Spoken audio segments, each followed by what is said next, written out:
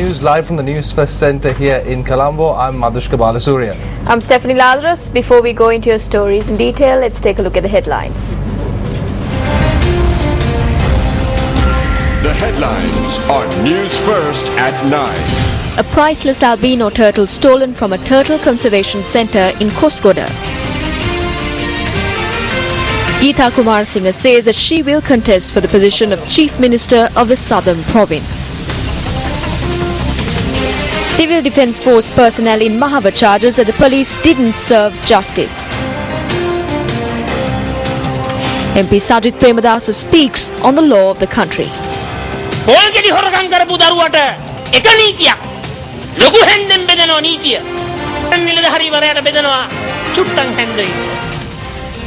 Newsfirst at 9.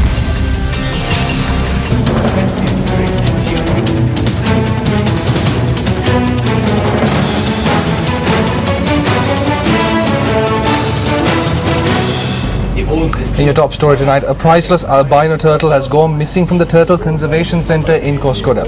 The turtle, who is in the list of endangered species, is believed to have been stolen. The birth of a white turtle or an albino turtle is a very rare occurrence. There were 4 such albino turtles at the conservation centre in Koskoda, and the largest one is believed to have been stolen.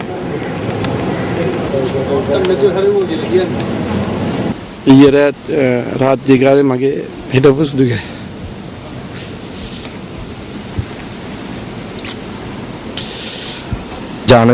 was an albino turtle because of a genetic disorder. An albino is born once in every 40,000 to 50,000 eggs. They are very difficult to raise. The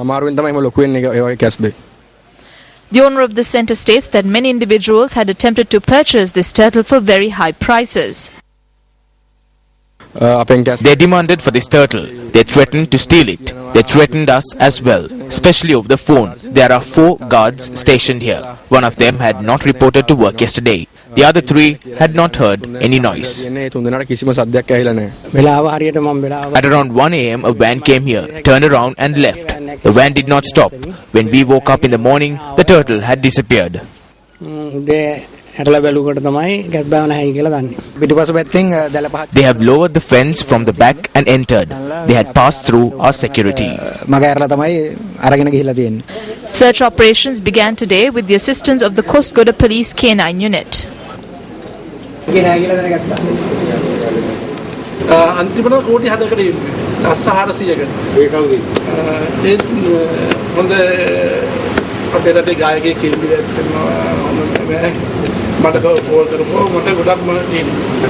We inquired from environmentalist Jagat Gunawardana as to why such high prices are offered for this turtle. In the illegal wildlife trade, such rare individuals are given different value than usual animal that is illegally traded. Therefore, the amount that is fetched for such a rare individual could be several times higher than it is for a normal illegally traded animal. Environmentalists also point out that the transport or export of such an animal can only be done to a zoo or a museum. Offences against turtles are deemed as cognizable, that is, a person who is committing an offence or committed an offence could be arrested without a warrant either by the wildlife department or by the police, and also they are deemed as non-bailable offences.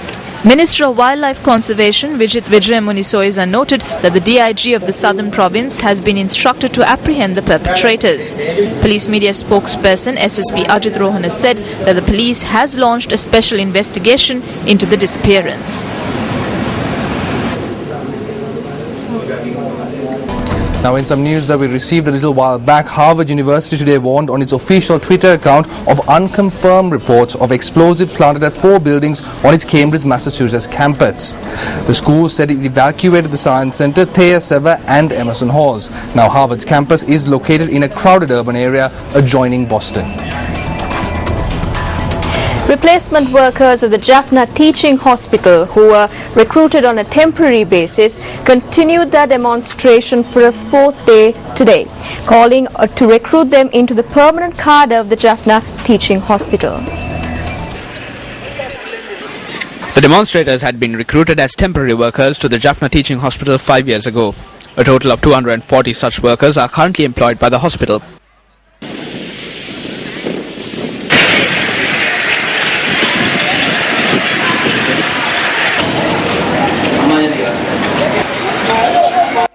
A.D. Vimaratna of the Sri Lanka Jamraja Health Services Union noted that a group of replacement workers were recruited to the permanent cadre on an earlier occasion.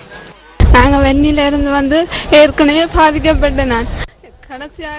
have been working as a temporary worker for the past 3 years.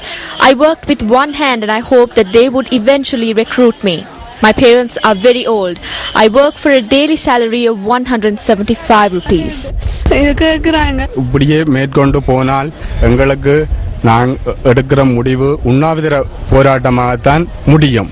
Deputy Director of the Jaffna Teaching Hospital, Dr. S. Sri Bhavanandaraja, spoke on the strike action during Newsfirst Primetime Sunrise on Shakti TV. ஊழியர்களின் இந்த கோரிக்கைகள் நியாயம் என்று நீங்கள் கருதுகின்றீர்களா?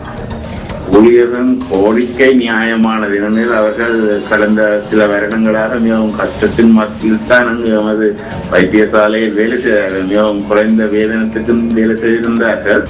Doctor, இந்த ஊழியர்களின் கோரிக்கைகளை விரைவில் நிறைவேற்றுவதற்கு உங்களது பங்களிப்பு என்ன?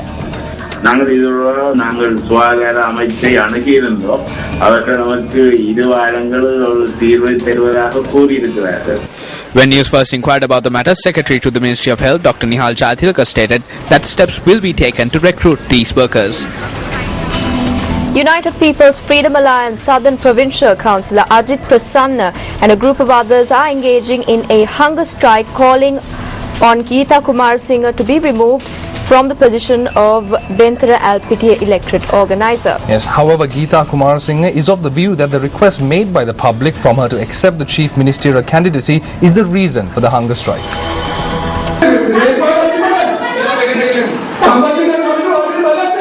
A heated situation took place at the Benthara LPTA Divisional Development Committee meeting held yesterday.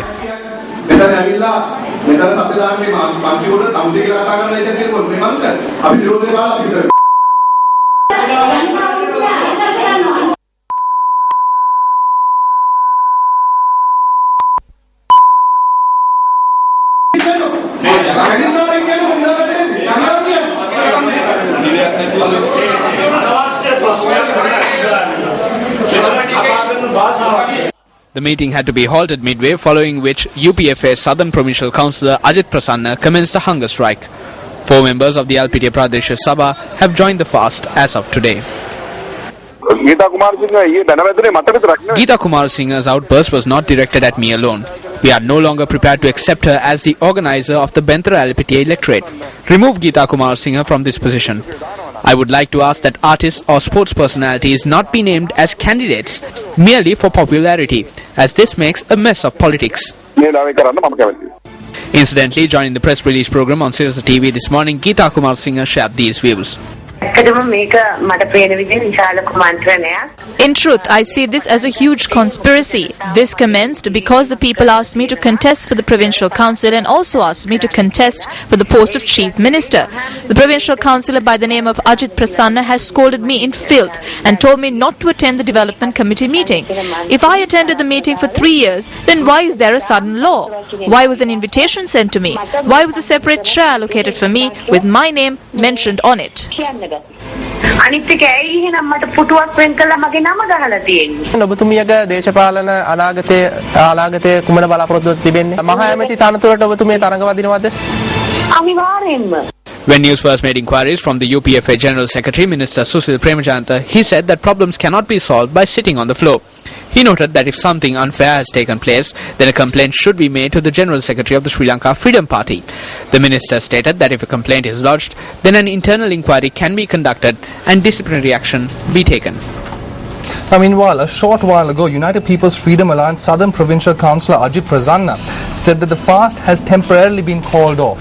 Speaking to Newsfirst, he said that this decision was taken as UPFA Southern Provincial Councillor Venerable Battegama Samithathera had arrived at the location and stated that a solution will be provided to the matter. Yes, now a civil defence officer engaged in a demonstration in Mahawa today, charging that justice was not served by the people. රටේ ප්‍රජාතන්ත්‍රවාදය මේකද? අභිමානවත් පොලිසිය මේකද? මේකද මහා පොලිසිය රාජකාරිය මේකද? ගහන්න එපා, අල්ලන්න එපා ලක්මන් sir. The civil defence officer named W. Lalit Bandara is attached to the Galgamuwa police and is tasked with the duty of protecting electric fences. Lalit Bandara alleges that a group including an assistant of the Nikavaratia Police Superintendent's office had arrived at his house on Saturday and assaulted him. He said he was hospitalized for 3 days, nursing wounds that were sustained in the attack. The police who arrived at the scene of the protest inspected the house where the assault had allegedly taken place. කිසිම කෙනෙක් තාම අරස් කරන්නේ නැහැ. මෙව්වා හිටම් මෙව් පොළේද අන්න වෙඩි කොට. මෙව්වා ගන්න මේ වෙඩි කොට විතරමයි කටුවේ. දැන් පෙන්නන්න සහෝදර නංගි. මෙන්න බලන්න. ඔය බලන්න මේම පුළුවන් හදන්නේ. Later, the civil defence officer was taken to the Mahava police for further investigations. The Mahava police say that this individual who had attempted to assault a group of area residents was attacked by the area residents. According to the police, area residents had entered the individual's house and assaulted him. Yes, now that story was about a civil defence officer engaged in a demonstration in Mahava today, charging that justice was not served by the police. Skeletal remains discovered during the renovation of the Kegol Avissavela main road in the Arandara area have been submitted to the Kegol Hospital's judicial medical officer. The remains were discovered in the Arandara area along the Kegol Avissavela main road on the 14th of this month when a backhoe was excavating land in the area. When officials of the Pindenia police informed court about the discovery of the remains, court ordered that the skeletal remains be produced before the judicial medical officer of the Kegol hospital. The scene of crime officers who arrived at the location where the skeletal remains were discovered took steps to hand them over to the judicial medical officer.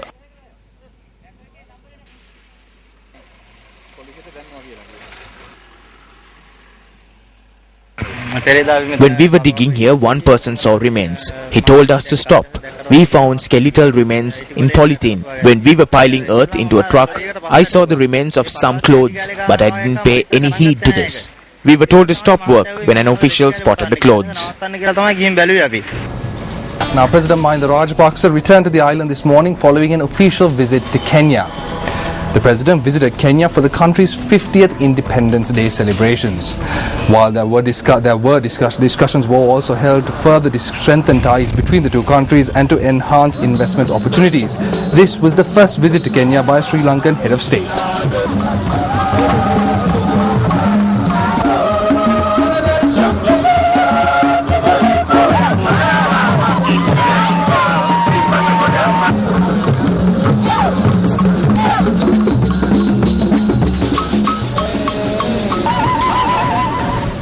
Now, Undawap Full Moon Poya Day was observed by Buddhist devotees today, giving priority to religious observances and the importance of the Poya Day, which marks several significant incidents in Buddhism. A sapling from the Sri Mahabodhi tree was brought by Arahat Sangamita Therini to the island on a day such as this. It was due to Arahat Sangamita Therini's blessings that the Bhikkhuni order, which has been invaluable to all Sri Lankan female devotees, was established. This is the second most significant event that was a result of the Arahat Sangamita Therini's visit to our country. Today also marks the day when Buddhist devotees begin the Adams Peak pilgrimage.